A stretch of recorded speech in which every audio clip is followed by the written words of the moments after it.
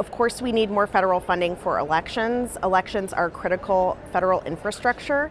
The cybersecurity threats and physical security threats to the election process are inherently a federal and national issue.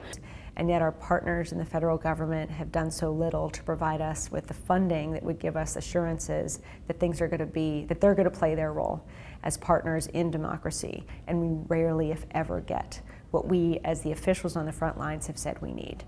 We have been fortunate in 2020 to get CARES Act funding.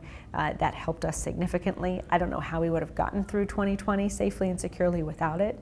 I am very grateful and appreciative of the money that Congress has appropriated so far under the Help America Vote Act. We've got a couple big chunks over the last 5 or 6 years, and then some smaller chunks in election years.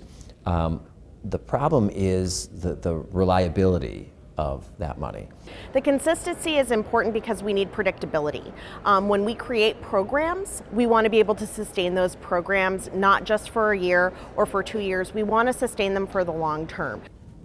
I'm not one that appreciates strings attached approach from the federal government. I can't stand it. I think that gets us in a lot of trouble and violates a lot of constitutional principles.